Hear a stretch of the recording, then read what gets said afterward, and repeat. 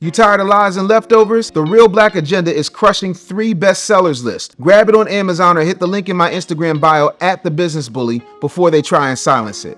Many black women are afraid to get married, and I gotta be honest with you, I don't blame you. No one has come to you outside of your sister circle, outside of your homegirl circle, outside of these talking, walking thoughts that are on the internet with their $2 blue snowball microphone telling you that men ain't no good and so on and so forth. But let's put all of that aside for a minute and let's talk about the real issue. Let's get to the heart of the matter. The reason that you're scared of marrying, especially marrying black men, is because you've been conditioned to believe that it doesn't work. Not only because the media is just running it down and putting it in your face, but the other part of that is you've seen your mama struggle.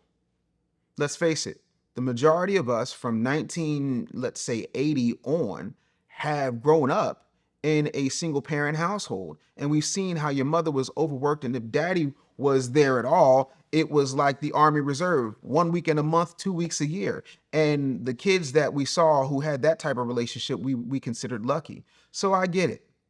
The other part of that is, like I touched on earlier, the media has told you that you are the prize. The media has told you that any man that does anything worth talking about that isn't sexy enough that you can't go and brag to your friends about is automatically a scrub. Well, it's funny because the artists that said that they didn't want any scrubs were the lowest paid group damn near of all time. So you're talking about somebody's a scrub, but you barely got $25,000 after selling 11 million records.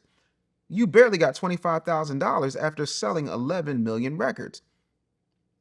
Yeah, no. And I'm not dropping this just on TLC or Candy Burris and Tiny Harris. I'm also dropping it on those old songs. Ain't nothing going on but the rent. You got to have a job if you want to be with me. But at least she was saying she just wants you to have a job. Like, that's a bar most of us can hit.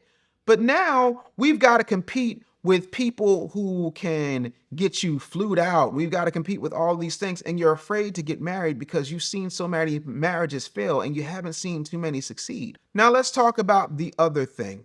If we're going to talk about the M word, which is marriage, we need to talk and have a long, lengthy conversation that I am going to abbreviate about the S word. No, not that one. And no, not that one either. This ain't about sex. It's about submission. Ooh, he said submission. Oh, you know I'm not going to submit to nobody. Who does he think he is? No, no, no, no, no, boo-boo cakes. Submission has been weaponized in order for you to believe that you're at some type of lower position. That's not how it works. See, in a biblical marriage, you have to understand that the husband is the head of the household. He is the minister of the house. He is supposed to submit to God. If you are stupid or short-sighted enough to submit to a slacking man, you get what you get and you don't throw a fit because you laid down with him. The other part of that is, why are you having babies? And I talked about this on other broadcasts, but why are you having babies with a man that you didn't want to be connected with for the rest of your life? How does that make sense? I wouldn't want to submit to Pookie, Tyrone, or Ray Ray either.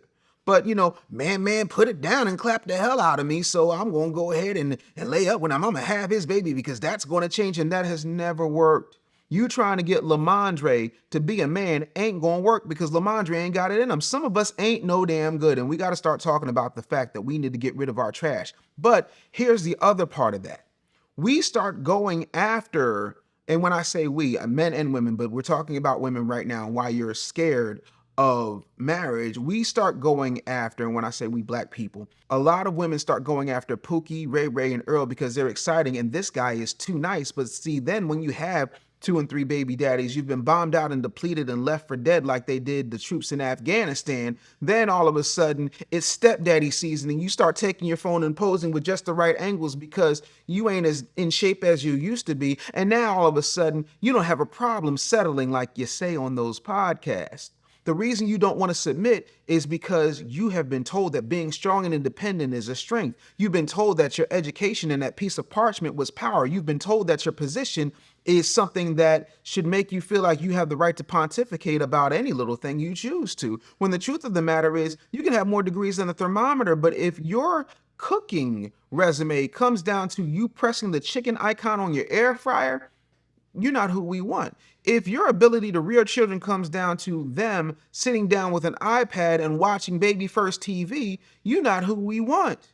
You have to find yourself to be worthy. And yeah, a lot of that comes down to physical fitness because you don't want no fat, sloppy, slovenly, out of shape dude either. But you want us to accept you as you are because anything other than that is misogyny. No, you know what misogyny is? Misogyny is you going against your own interests and saying that it's okay for men to play in women's sports. But it's funny how there are no trans men dominating the NFL, the NBA, Major League Baseball, National Hockey League, or any pro sport worth talking about, but there has been a trans male powerlifter who took gold in the gay games. You're focusing on the wrong things. If you submit to a good man, I'm not saying a perfect man because ain't none of us perfect and we don't expect you to be, but we want you to realize that a good man will love you flaws and all. A good man will step up and be there for you. And I'm not talking about stepdaddy. I'm talking about giving you the substance and the direction and the guidance that you need. The same way that a real man has no problem telling you, I consult my wife because my wife is the only person I know in my life who doesn't love me because of who I am. My mother loves me because I'm her son. My brother loved me because I was his brother. My kids love me because I'm their daddy. My wife chose me like I chose her. So I bet on her like she bet on me. But you're not willing to take the gamble because somehow you think that submission makes you weak. No, you have no problem, however, submitting to your white boss. Let it sink in.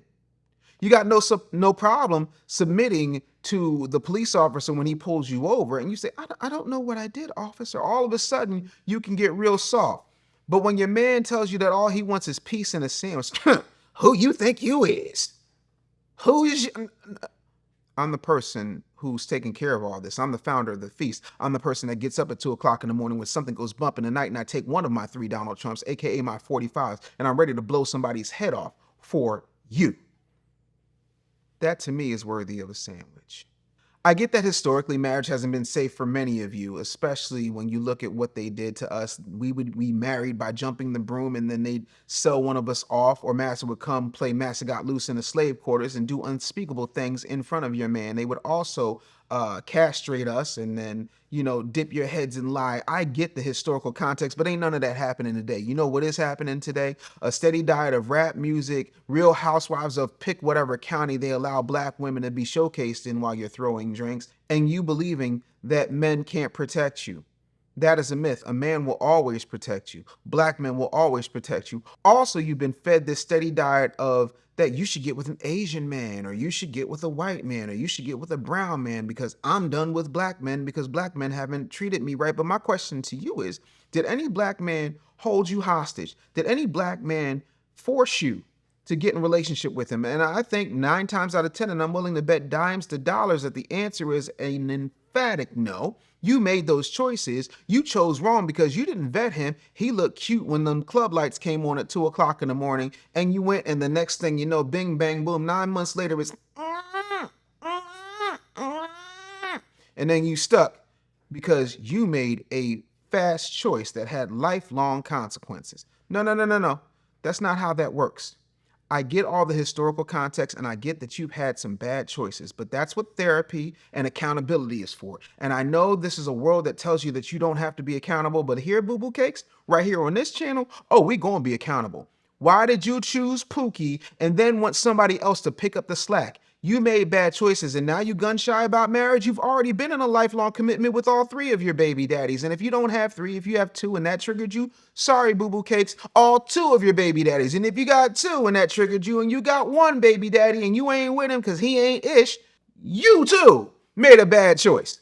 I'm going to need you to realize that you choose. See, men are supposed to pursue. It does say whoever findeth a wife findeth a good thing and obtain favor from the Lord. But you also are the one who gets proposed to. And I know you think that when a man drops on one knee, that's about you. No, that's about him presenting you to God and asking you in front of God to marry him. That's why he gets down on one knee, right? So he has one foot ready to stand up and the other one on the ground with his knee bent to God, because that is what it's supposed to be, a spiritual, religious experience. But again, you want to do what all the men do, and men out here doing it, and they don't have that, and it's a double standard. Yes, because I hate to break this to you, but A key that opens many locks is a master key, but a door that opens to any key is useless and unprotected.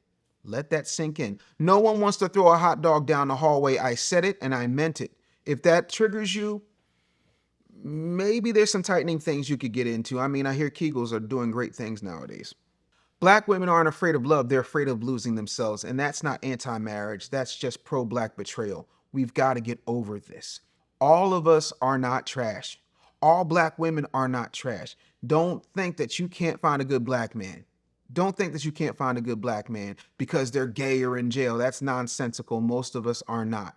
Because only a third of us are going to go to prison statistically, that means that there's 66% of us. And let's face it, out of that, maybe 20% are gay, which still leaves you a good 46% of the population from which to choose from. But of course, if he's a mailman, that's not sexy. If he's not a school guidance counselor, that's not sexy. If he's working on a trade that you can't brag to, that's not sexy. If he don't make six figures when you most likely don't make six figures, he's not worthy of you because you've done what exactly to be worthy of? Because a lot of you are guidance counselors, a lot of you are postal workers, a lot of you are secretaries, a lot of you are in non-sexy, non-laborious, non-physical, back-breaking labor jobs, but you want us to take you like that. And let's face it, the other part of that is if you're talking about what a man has in his wallet and not what he has in his heart, then what you're really campaigning for is not for you to be a wife in the first place, but for you to become yet another dependent on a man.